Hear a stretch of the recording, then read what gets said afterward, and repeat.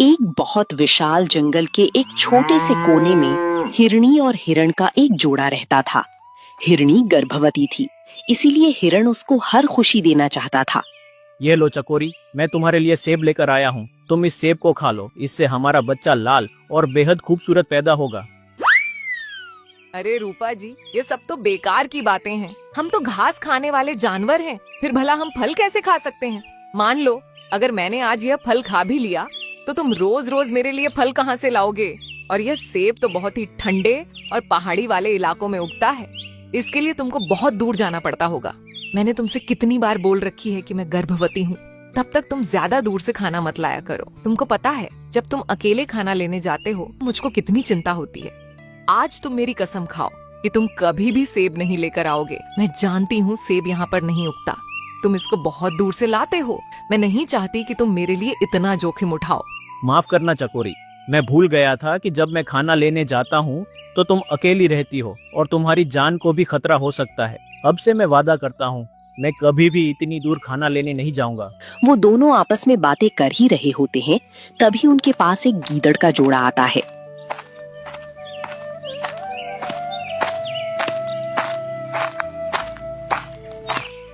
माफ करना, हम बहुत दूर से पैदल चलकर आए हैं। हमारे जंगल में अकाल पड़ गया है, वहाँ पर कुछ भी खाने के लिए नहीं बचा है। क्या हम तुम्हारे पास अपना नया घर बना सकते हैं?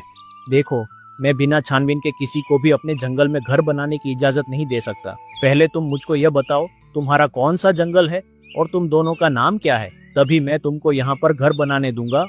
तुम्हारी बात बिल्कुल सही है हिरन भाई, हम दोनों लोनार के जंगल से आए हैं। तुम चाहो तो पता कर लो, वहाँ पर बहुत भयंकर सूखा पड़ा है। वहाँ के जानवर एक एक दाने और पानी की एक एक बूंद के लिए तरस रहे हैं। मेरा नाम भोला राम है और ये मेरी पत्नी है भोली। मैंने तुमको अपना पूरा परिचय दे दिया है। क्या अब तुम हमको यहाँ पर घर बनाने दोगी? हाँ जरूर भोला राम जी, हम तुमको यहाँ पर घर बनाने देंगे। वैसे भी भोली मेरी बहन जैसी है, अगर वह मेरे पड़ोस में मेरे साथ रहे तो मुझे कोई आपत्ति नहीं है। तुम्हारा बहुत बहुत धन्यवाद हिरनी बहन, अब हम पड़ोसी हो गए हैं। हमने तो अपना परिचय दे दिया है, अब तुम भी हमको अपना परिचय दे दो। हाँ जरूर, मेरा नाम है चकोरी और यह मेरे पति है, जिनको मैं प्यार से रूपा कहकर बुलाती हूँ। रूपा और चकोरी सच में बहुत अच्छा नाम है। और मैं तुमको एक और खुशखबरी देना चाहता हूँ, चकोरी माँ बनने वाली है। बस कुछ दिनों में हमारे आंगन में एक हंसता खेलता नन्हा सा मुन्ना आएगा। अरे वाह, ये तो बहुत खुशी की बात है। लगे हाथ मैं भी तुमको एक खुशखबरी देना चाहता हूँ। मेरी जो भोली है वो भी पेट से है, कुछ ही दिनों में वो भी माँ बन जाएगी। अरे वाह, ये तो बहुत खुशी की बात है। अब से हम चारों मिलकर खुशी से इस जंगल में रहेंगे और तुम अब से इस जंगल को अपना जंगल ही समझना। भोला राम गीदड़ और रूपा हिरण अब खाना लेने जाते। भोली और चकोरी घर पर उनका इंतजार करती। उनके दिन बड़े आराम से कट रहे थे, तभी उनके जंगल में एक खूंखार लकड़बग्घा आता है।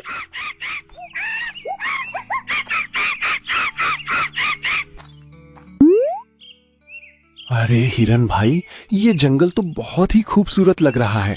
क्या मैं तुम्हारे इस जंगल में घर बनाकर रह सकता हूँ? अरे भाई, क्या बात हो गई? आजकल बहुत सारे जानवर दूसरे जंगल से आकर हमारे जंगल में बस रहे हैं। क्या सभी जंगलों में अकाल पड़ गया है? हाँ, मेरे जंगल में सच में अकाल पड़ गया है। पर तुमको कैसे पता चला कि बाकी के जंगलों में भी अकाल पड़ गया है? वह इसलिए कि तुमसे पहले भी यहाँ पर भोला और भोली आकर बस चुके हैं। वह लोनार के जंगल से आए हैं और वह कह रहे थे कि लोनार के जंगल में बहुत ज्यादा अकाल पड़ा है, वहाँ पर सूखा पड़ा है, वहाँ के जंगल के जानवर पानी की एक एक बूंद के लिए तरस रहे हैं। हाँ, उन्होंने बिल्कुल ठीक कहा है। सच में लोनार जंगल इस समय अपने सबसे खराब दौर से गुजर रहा है। मैं भी लोनार को छोड़कर ही आ रहा हूँ। वहाँ अब न खाने को बचा है, ना ही पीने को। अगर तुम मुझको अपने आसपास घर बनाकर रहने दो तो तुम्हारा बहुत एहसान होगा मुझ पर। अजी, मैंने तो सुना है कि लकड़बग्घा बहुत ही खूंखार होते हैं और इनमें इतनी ताकत होती है कि जंगल का राजा शेर भी इनसे झगड़ा मोल नहीं लेना चाहता। फिर भला इतने खूंखार जानवर को हम अपने पड़ोस में कैसे रहने दे सकते हैं? अगर किसी दिन इस लकड़बग्घे की नीयत खराब हो गई और इसने हमारे बच्चों पर हमला कर दिया तो ऐसे अजनबी का क्या भरोसा। देखो, मैं एक सीधा साधा और शाकाहारी लकड़बग्घा हूँ।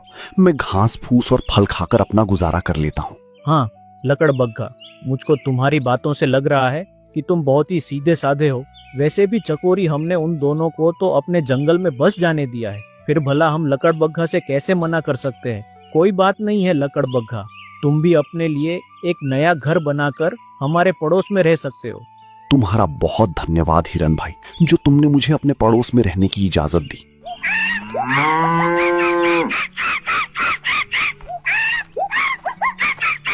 अब लकड़बग्घा भी अपना एक छोटा सा घर बनाकर हिरनी और हिरण के पड़ोस में रहने लगा।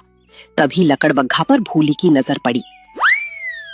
अजी, ये सब मैं क्या देख रही हूँ? हमारे पड़ोस में एक खूंखार लकड़बग्घा आ गया है। इस लकड़बग्घे का हमारे पड़ोस में रहना बहुत बड़े खतरे का संकेत है। अरे हाँ, और ये तो अपना घर बनाकर भी रह रहा है। हम इस जंगल के शहर पर क्या चले गए? मुझे लगता है हिरन और हिरनी ने इस लकड़बग्घे को यहाँ पर रहने की इजाजत दे दी है। तुम कोई ऐसी तरकीब लगाओ भोला जी, जिससे यह लकड़बग्घा यहाँ से भाग जाए। ठीक है भाग्यवान, मैं अभी इस लकड़बग्घे को यहाँ से भगा कर आता हूँ। और भोलाराम गीदड़ उस लकड़बग्घे के पास गया।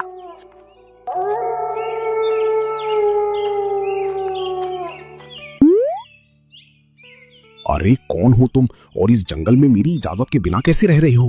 तुमने यहाँ पर घर बनाया, क्या तुमने मुझसे पूछा? अरे भोला भाई, क्यों तुम मेरे साथ मजाक करते हो? तुम तो जानते हो कि हम दोनों एक ही जंगल से आए हैं, फिर भला मुझको तुमसे इजाजत लेने की क्या जरूरत है? जो इस जंगल में पहले से बसा हुआ है, मैंने उसको पूछकर ये अपना घर बनाया है, और उसने मुझे यहाँ पर रहने की इजाजत भी दे दी है। इसलिए मुझे तुमसे नई इजाजत लेने की आवश्यकता नहीं है। वो सब मैं नहीं जानता। मैं तुमसे इस जंगल में बहुत पहले आया था, इसलिए तुमको यहाँ पर रहना है तो तुमको मुझसे इजाजत लेनी होगी, वरना मैं तुम्हारा घर तोड़ दूंगा। देखो भोला गीदड़, तुम मुझको अच्छे तरीके से जानते हो। मैंने सिर्फ मांस खाना छोड़ा है, शिकार करना नहीं छोड़ा। अगर मैं चाहूं तो मैं तुमको अभी अपने जबड़े में दबाकर मार सकता हूं, लेकिन मैं ऐसा करूंगा नहीं। अब तुम्हारे लिए अच्छा यही होगा कि तुम यहाँ से चले जाओ। उन दोनों की आवाज हिरण के कानों में पड़ी। अगर तुझे तेरी माँ ने दूध पिलाया है तो तू मेरे घर को हाथ लगा कर दिखा। अगर मैं भी तेरा हाथ अलग नहीं कर दिया तो मैं भी अपनी माँ का लाल नहीं। अरे मुझे लगता है हमारे पड़ोस में झगड़ा हो रहा है, और ये आवाज तो मुझको लकड़बग्घा और भोलाराम की लग रही है। कहीं ऐसा ना हो ये दोनों आपस में लड़ जाएं। मुझको अभी इन दोनों का फैसला करने जाना चाहिए।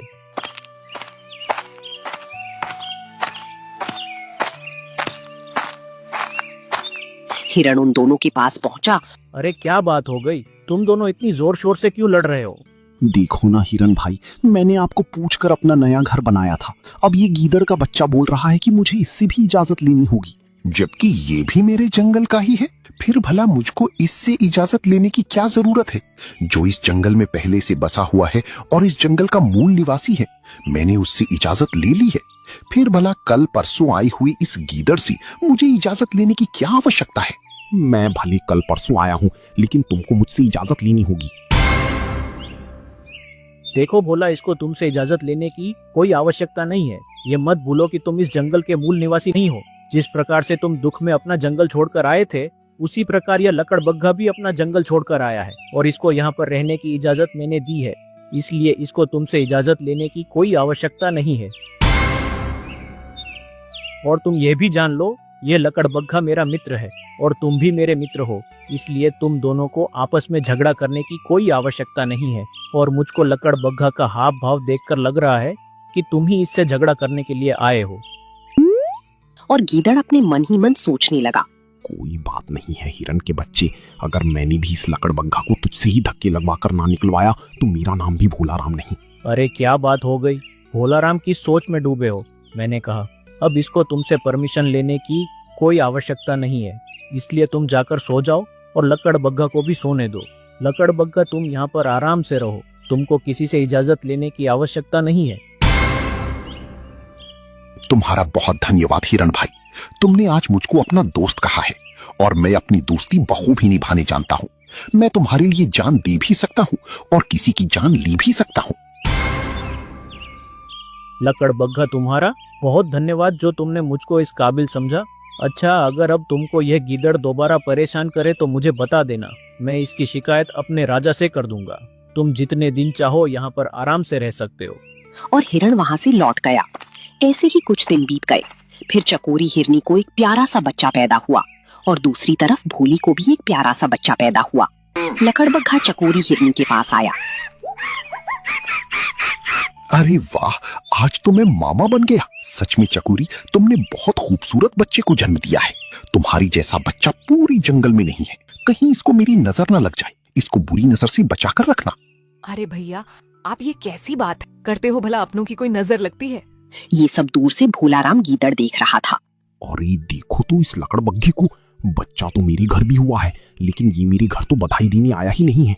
अगर मैंने भी इसको अच्छा मजा नहीं चखाया तो मेरा नाम भी भोलाराम नहीं। एक काम करता हूँ, मैं हिरनी के बच्चे को ही गायब कर देता हूँ। फिर ना रहेगा बच्चा और ना ही लकड़बग्घा मेरा खून जलाएगा। और फिर वो गीदड़ हिरनी के बच्चे को चुरा लेता है।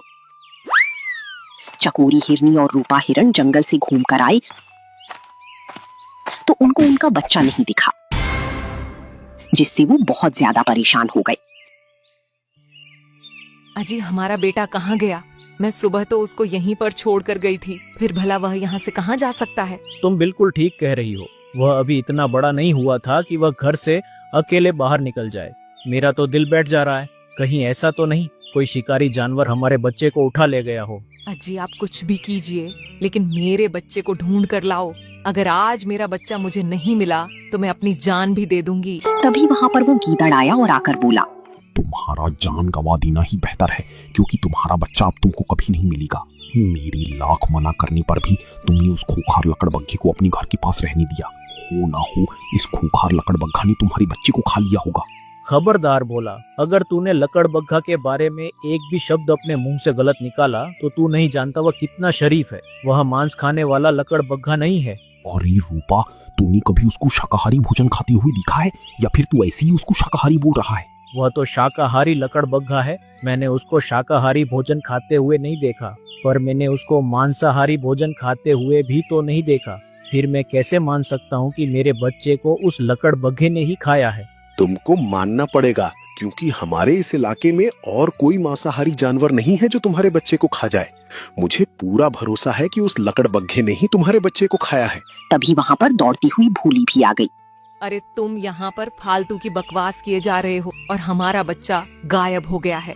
तुमको अपने बच्चों की कुछ चिंता फिक्र है भी या नहीं? अरे भला हमारा बच्चा कौन गायब कर सकता है?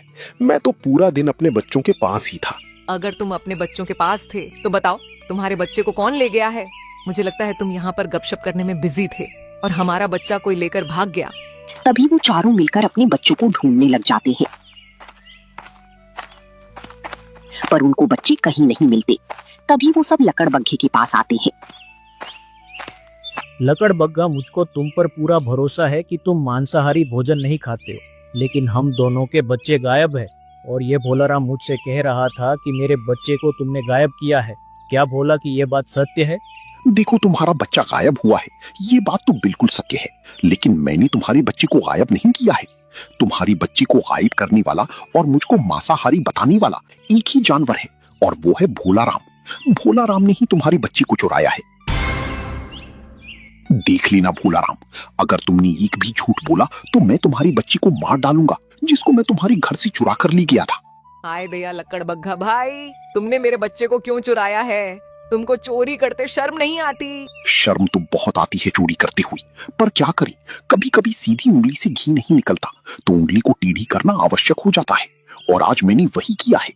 मैंने तुम्हारे पति भोलाराम को रूपा हिरण और चकोरी हिरनी का बच्चा चुराते हुए देख लिया था, और इसने जहां पर बच्चे को रखा था, मैंने वहां से रूपा के बच्चे को सुरक्षित निकाल लिया, और साथ ही तुम्हारे बच्चे को भी मैं उठा लिया, ताकि भोलाराम अपना गुनाह कबूल कर सके।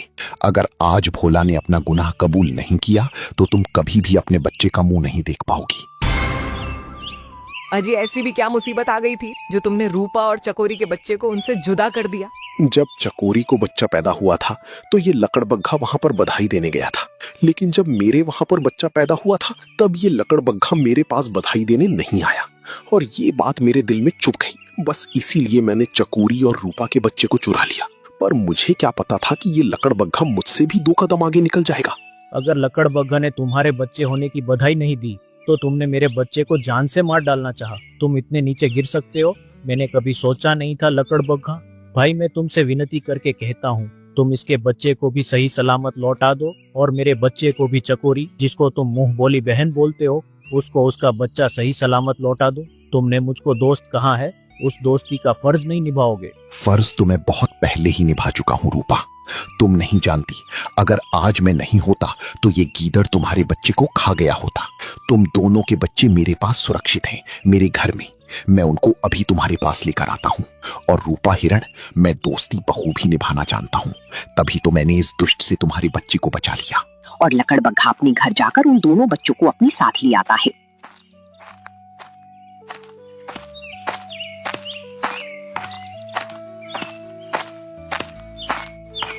भोली के बच्चे को भोली भोली के पास छोड़ देता है और रूपा और चकोरी के बच्चे को उन दोनों के पास छोड़ देता है। तुम जैसा मुंह बोला भाई बहुत किस्मत वालों को मिलता है। तुम नहीं जानते, अगर आज तुम नहीं होते तो मैं अपने बच्चों से कभी नहीं मिल पाती। हाँ, मुझे भी आज पता चला मैं लकड़बग्घा से ज्यादा उस भोला राम गीदड़ पर भरोसा करता था, लेकिन आज मुझको उसकी असलियत पता चल गई है। इसलिए मैं आज राजा के पास जाकर उसको इस जंगल से बेदखल करवा देता हूँ। और रूपा हिरण राजा के पास जाकर उन दोनों की शिकायत करता है। महाराज, हमारे जंगल में दूसरे जंगल से जानवर आकर बसने लगे हैं, जो हमारे जंगल के निर्दोष जानवरों का शिकार करते हैं। अगर आप सिपाही भेजकर उन दोनों को जंगल से बाहर निकाल दो तो तुम्हारी बहुत मेहरबानी होगी। और जंगल का राजा उन तीनों को जंगल से बाहर निकाल देता है। अब उनको भी अपनी गलती का पछतावा होता है।